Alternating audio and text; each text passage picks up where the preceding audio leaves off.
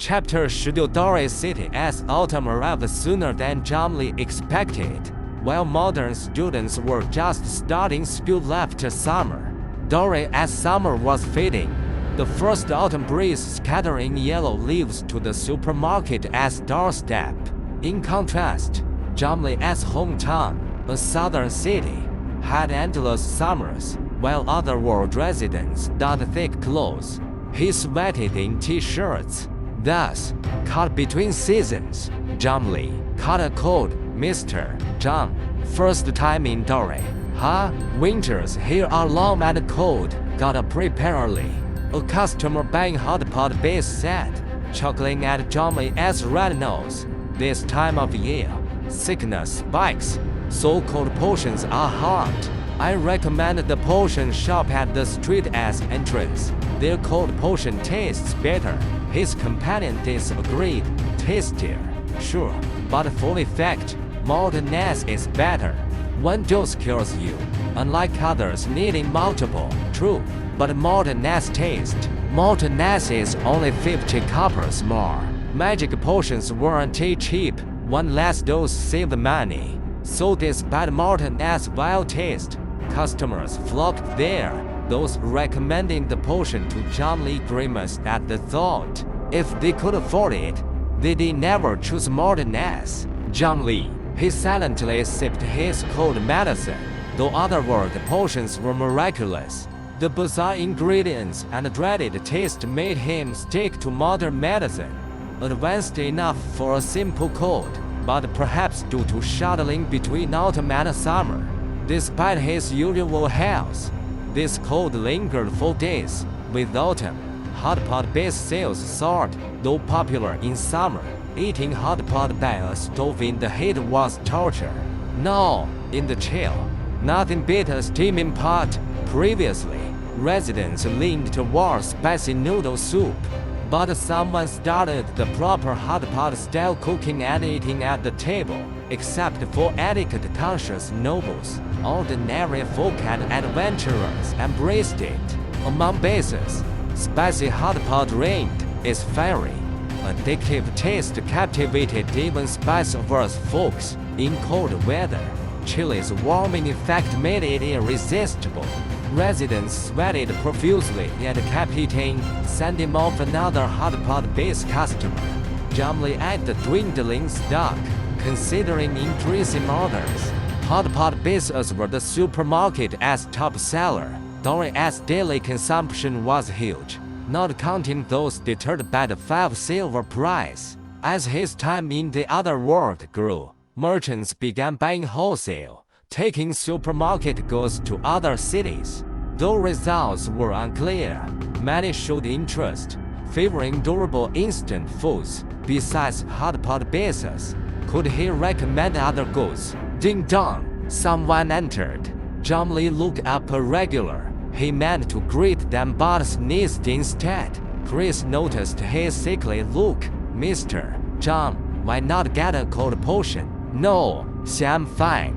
Jomli refused, sipping his cold medicine. Have we got medicine? Chris frowned. But we've been sick for days. That medicine isn't working. Cold potions taste awful. I did avoid them unless necessary. Erin interjected. But, Boss John, sick this long you're not scared of potions, are you? Jomli, nonsense. It has your otherworld potions that are terrifying. He changed the subject. Helpful hot pot base. Nope, popsicles. Erin deftly opened the freezer, grabbing 5 chocolate ice creams. The team as Trevor paid, sighing. If only these popsicles start easily. Even if they did, you wouldn't eat them daily. Erin mumbled through her ice cream. Dory, as winter is coming, I'd rather have boiled beast meat than cold stuff. Yeah, that did make you sick. Jomli sneezed again. Erin looked concerned. Mr. John, really no cold potion? You've been sick too long. It's bad for you. Was the delayed opening because you were sick? Jomli said painfully. No, he gulped his cooling cold medicine. Why the late openings? Not a sickness or laziness. Chris, as earlier words had spooked him about Elf challenging the capital S card mage. That night, Jomly dreamed of the Elf attacking his supermarket in ruins. Waking in a cold sweat, he stayed up reading the remaining magic books. For days, he studied in the early mornings, delaying openings. Thankfully, the elf never showed realistically. Despite Dory's inflated view of him, he was a nobody on Leland. The elf likely didn't take care. Relieved, he resumed normal hours. Chris, finishing his ice cream, noticed no freezer items. Without him, Jomly had reduced popsicles, adding frozen foods, and the tempting package images. Chris asked eagerly, "Boss John, what are these?" Jomly said calmly, "Pre-made dishes, food you hate and eat. No prep needed." Jomly said, "First time selling them, not sure if you'll like them." Oh, post-instant noodle enlightenment. Other world humans grasped the concept. Chris and his team exchanged glances. The traveler paid readily, one portion. Jomly asked, "Which kind?" "Like instant noodles flavors." They asked, "What cans?" Jomly recalled, braised pork with preserved vegetables, compo chicken, sweet and sour pork, beef with potatoes, some neat prep, pickled fish, sour beef, boiled beef. Yes, Jomly sold the most common pre-made dishes tormenting modern folks on Earth. Pre-made dishes were everywhere. Restaurants, takeout, even New Year's dinners. Large supermarkets sold frozen ones. But his small store-ass freezers, even after removing popsicles, were mostly full dumplings and meatballs, with pre-made dishes in a small corner, as neighbors didn't buy them.